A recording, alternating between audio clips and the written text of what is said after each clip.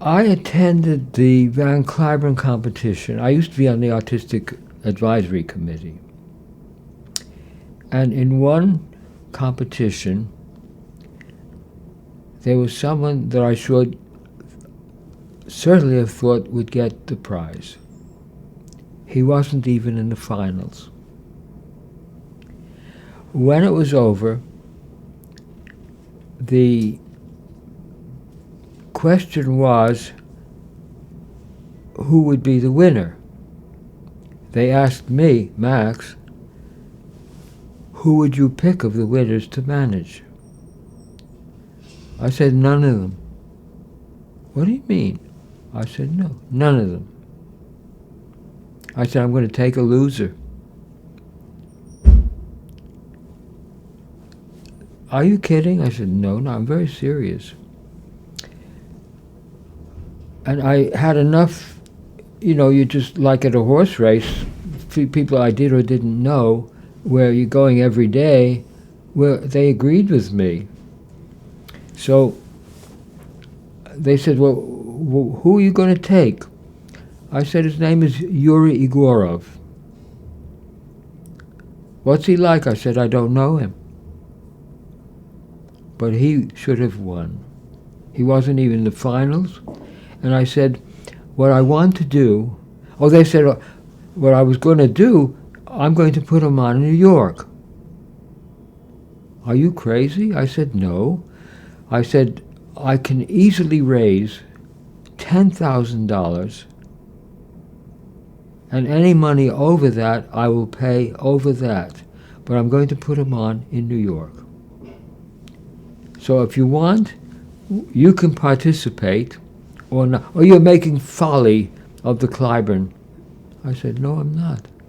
You're responsible for any participant. If I said I have a better pianist on this world, you'd say right.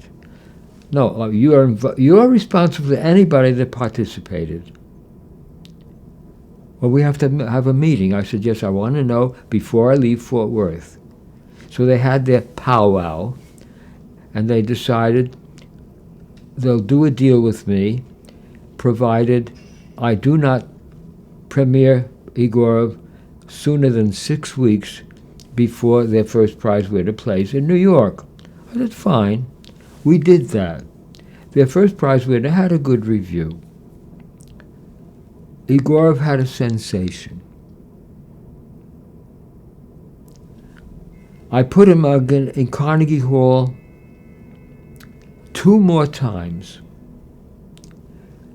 And I every December, for 2 more Carnegie, all at my own expense, completely. And he was a sensation. He's a wonderful pianist. The recording of that came out, that actually I have not heard recently, came out on, oh my God, well, Campanella was just an encore thing, which is phenomenal. It's a fantastic musician. And I think back, what a tragedy that he had run away from Russia into Amsterdam, and then once you become famous in New York, there are a bunch of backstage hangers-on, and he really naively didn't know that balance. Took them all seriously, and they got him on drugs. And I noticed that some of the reviews that were coming, where I had him with good orchestras, really, he seemingly had a cold. A cold? Then I sort of said, are you doing anything? Well, yes, he was. I said, Yuri, you're in trouble, don't? Yes, I understand. The capper on that was I had him with the St. Louis Symphony Orchestra. And he was supposed to do whatever it was, a Rachmaninoff, or it's not important at this moment for history. And that was all arranged. And 4 days before he was arriving, he wanted to change the concerto. Well, they said, well, we've rehearsed it. We just can't. People bought it for that concerto. Well, I'm not doing it unless I can do blah, blah. They said, he can't be serious. I said, apparently he is. Well, then we never want him again. We'll cancel him completely, forever. Oh, yeah. And that word gets around destructively to the business. He then decided that perhaps he should change management. It was at Columbia, same thing, Harold Shaw, over.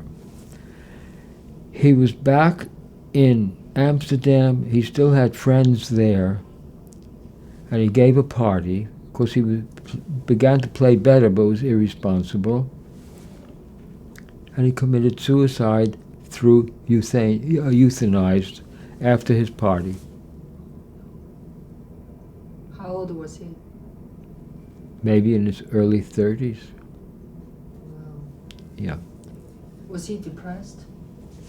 I would say mixed up, yes. Yeah. Wow. Marvelous pianist.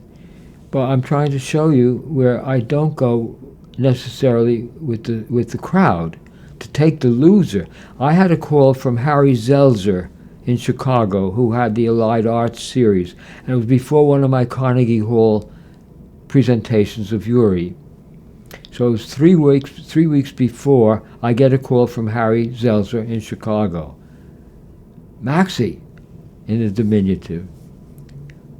I have to get a substitute for Sunday, coming Sunday, for pianist. I said, oh, well, who? I want your winner, the loser. I said, you mean Igorov? Yeah, I want him for next Sunday. I said, he's in Amsterdam. How we arrange all of this? I have to reach him, see, it's already Sunday or Monday. You want him for next Sunday? It's Amsterdam. How much do you think you're willing to contribute to this thing? $400. I'm not joking. I said, Harry, you've got to be kidding. All right, 600. I said, you realize he has to fly from Amsterdam, hotel, Chicago, even for 600? I have to fly with him. He does not speak English, Russian, and I have to be sure the risk is secure. And I said, you know what, Harry?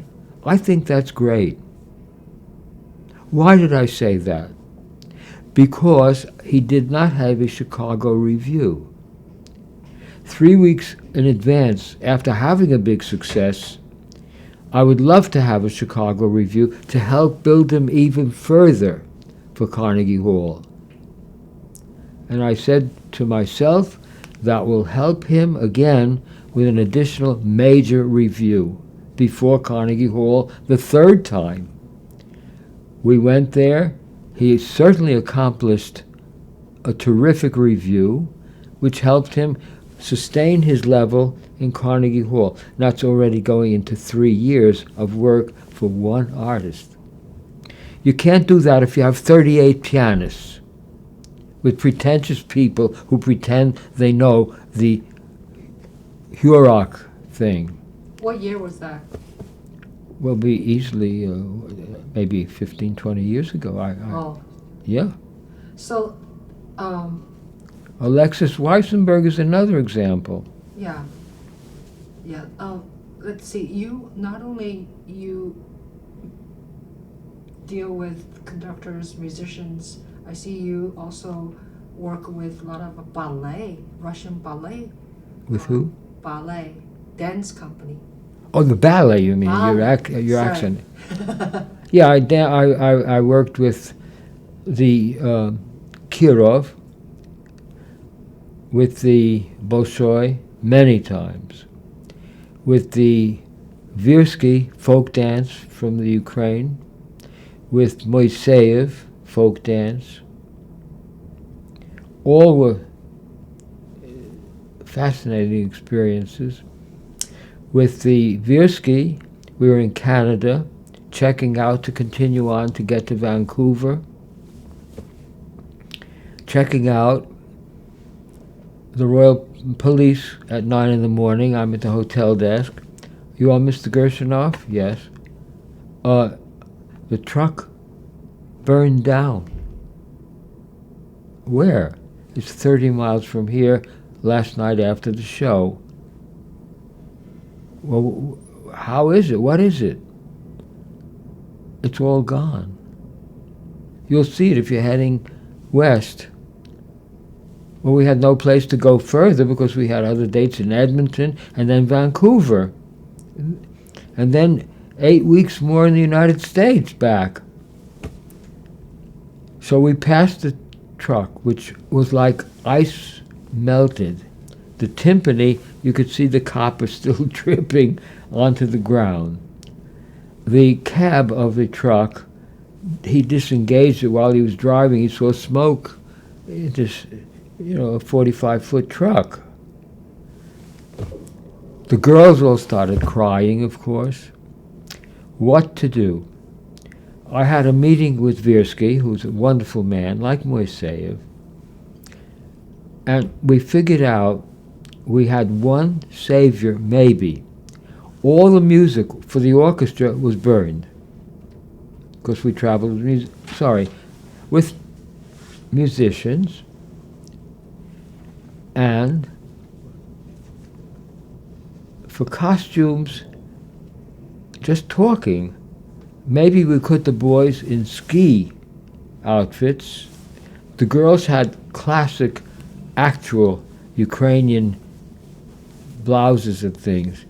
We can spend time, if we can give up Edmonton and just go directly to Vancouver with a dead week ahead, and we could coordinate and buy make-believe costumes. We had 9 weeks ahead, or go home. 2 folk accordions you cannot get in this country, instruments. We were able to send 2 people back to Ukraine to bring these 2 special instruments. We get to Vancouver. The big question is Saul Hurok. He was in Los Angeles already doing promotion for the oncoming thing for San Francisco. I had to call him. I loved him like my second father. I was petrified that I would give him a shock. So I called him, and I said, Mr. Hurok, I have very, very serious news, but don't be upset because everybody is in very good humor, very good. He said, what happened? I told him. Silence. So I thought maybe he had a heart attack or something. Mr. Hurok, are you okay? He said, I'm puzzled. If the whole thing burned down, why are they all in such good humor? So I thought, okay, he got over that. I told him what we could do or cancel the whole thing. He said, do what you want. If you think you could do it, okay. That's an impresario. So everybody would come in my hotel suite at midnight, every day in that week. The kids would go to the 5 and dime stores, cheap stores to buy blouses. They would paint make-believe things. The boys went to sports things to get ski, trousers, T-shirts. I got the musicians. Literally, only luck was the conductor kept the scores with us. So the principal would have the score for strings, then the woodwinds, and each of them by hand in that week copied their parts. And then we tried it for the first time in Vancouver, and it was like in the first rehearsal, the page turns were different, they were not used to it, but the orchestra from dead became live. Watching this come back, and we did it, we did the whole 9 weeks. I had to make announcements to each theater, and it was a huge success. That's just one history thing of what can happen. It's a beautiful story. It's a beautiful story. I need to cut just because